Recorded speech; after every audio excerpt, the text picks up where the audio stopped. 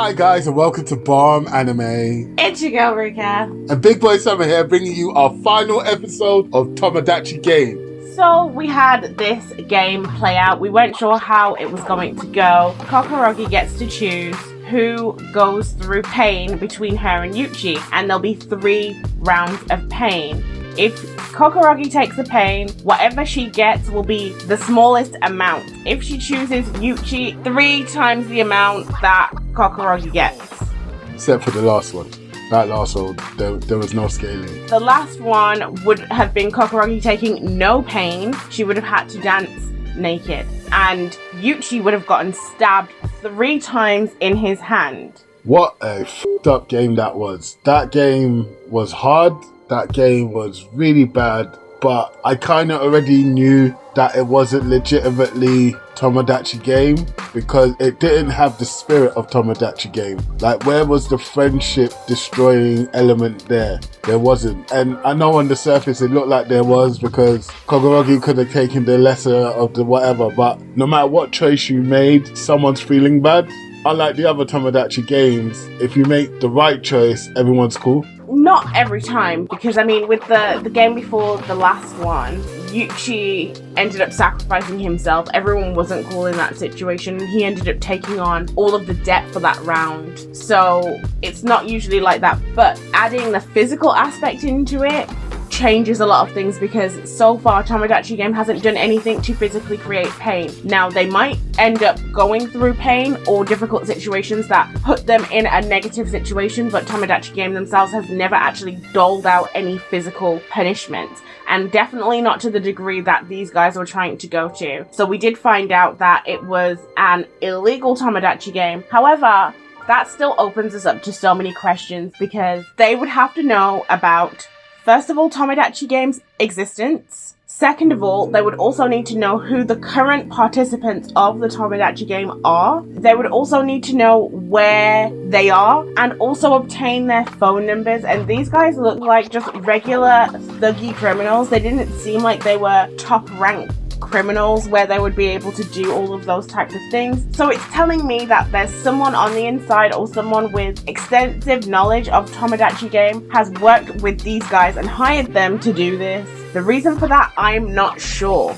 I want to address a point you made earlier about the game before Yuichi having to sacrifice himself. Yes, I agree he had to sacrifice himself because of the way the game turned out, but what I meant by the correct decisions being made, I meant as a whole. If they all went through it together and no one wrote anything, they would have all made it to the 3rd game and they would have all been in the same amount of debt. But back to what you were saying about these guys. Yeah, how did they get their numbers? How did they know what was going on? Now, it could be argued that these are part of the guys who are in the audience for the other games and can watch what's going on. Or these are hired thugs that Tomodachi Game uses from time to time. Like, who knows? But it felt wrong to me, and it did open a lot of questions like it did for you, Roots. I want to spend a little bit of time talking about Kokorogi, because she made a bunch of decisions in this episode that made me lose any shred of respect I had for her, which it was already hanging on by a thread. She didn't even want to take the responsibility for her own decisions. When she was picking Yuichi to take on the pain, she was still like, oh, what should I do? Yuichi, why don't you say what to do? I'll do whatever you say, Yuichi. It said that the game was, you make the choice. Really, what she wanted to do was let Yuichi take all of the negative punishments, but she didn't want to look like the bad guy. So she was trying to even put that on Yuichi, and she made him take the step to take the punishment himself each and every time. Now, with the finger one, where it was either Kokorogi gets 1 fingernail taken off or Yuichi gets 3 taken off. Okay, I get it. No one likes torture, but her nail was already half off. You've already experienced the pain. All she had to do was push her hand towards the table because her hand was up and just have it taken. But even then, she chickened out halfway through and made Yuichi get 3 of his nails taken off. It goes back to the previous episode where she was saying she basically deserves all of these answers. And what also made me really dislike her is the state that Yuichi turned her to this Tomodachi Game in. He already had bandages, He's malnourished because he hasn't been eating. He's just come out from the wilderness. His face is up already. He already took a beating right before he got here. So you already knew what he had gone through on behalf of his friends, just to get to this point to save you, who yet again got yourself damseled in distress, and you still couldn't take one for the team. Not even the naked dance. Okay, I get it. Nobody wants to do that. Embarrassing. It's a violation, and no one should have to go through that. But he was gonna get stabbed he did get stabbed 3 times and passed out from blood loss. He could have died. Kogorogi got told in the previous episode, why didn't you step up when I needed you, basically, from Yuichi? Yeah. One person stepped up. That guy even kissed me. That kind of thing. Do you get what I mean? But he didn't even ask her to step up. He was just like, you said, no, abandoned me. You left me, bro. And like, just to add to what you said about Yuichi's state when he comes in, one of his best friends has just been done for murder. Yeah. On top of that as well. So his head is not in the right state. I'm surprised he didn't go in there and kill everyone. Do you know what I mean? Like, yeah, I mean, I expect that kind of thing from this guy now. So my thoughts on Kogorogi. The first 2, she should have said something. The last one, I agree with her not saying nothing. Now, I get it. Yuichi gets stabbed 3 times and she has to dance naked. But it's a triggering event. And she's already got issues with that kind of stuff, so I get it. But like Ruka said, with the fingernails, she already had the fingernail almost off. And with the first one, Ruka was saying this to me actually before we started airing. Hold on, it's just going to escalate, fam, right? Remember? Yeah, that's what I said. I said yeah. I would have taken the first one because I feel like it will be an escalation. It's going to get worse and worse. And so you already know it's going to escalate. At least have the sense to look like you're trying to help a brother out. Take the first one and be like, okay, I've been punched by some guy who's like 5 times my height and weight. Like, I'm done here, guys. I did the best I could do. Right. But the best that you could do was, like Ruka said, abandon all accountability for the whole thing.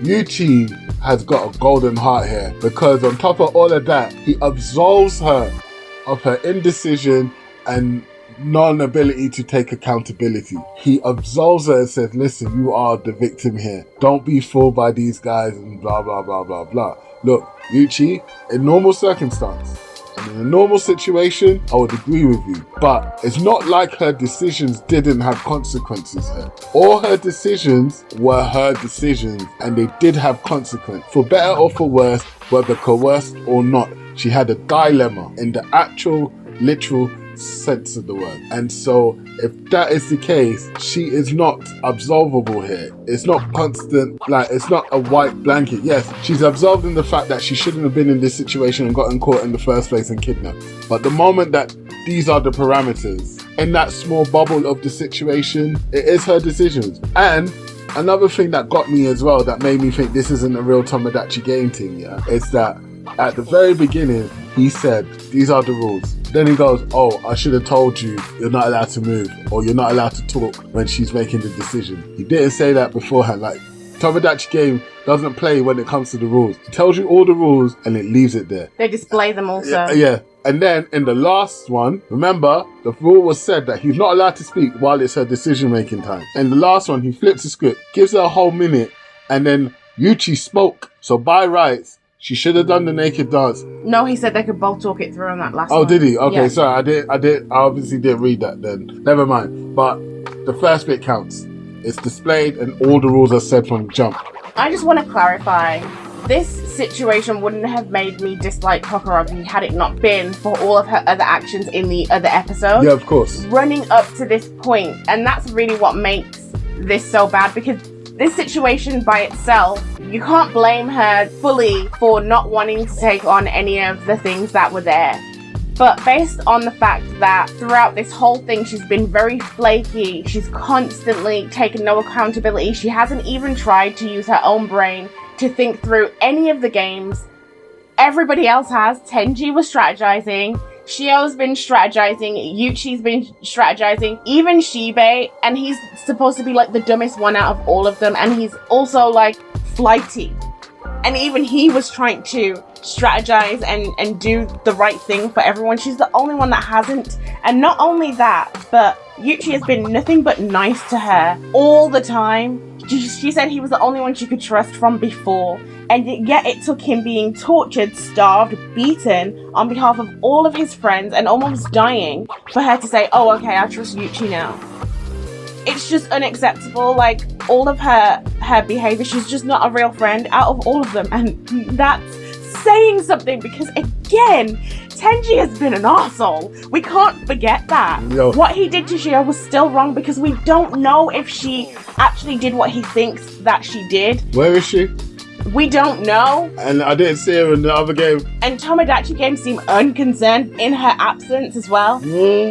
But that's going far beyond the point. I can't trust Kokuragi because she is a massive coward. She abandoned Yuichi because of the whole murder allegation, and then came to him demanding answers and pretending that she was here to hear his side, when the truth was she wasn't. She had been told to hear his side out. And then again, we've got her doing cowardly acts and throwing everyone under the bus. She is the worst friend out of these guys so far, and that's saying something, because apparently we've got 2 murderers and a stalker psycho, and she ends up being the worst. She's weak. Maybe the worst.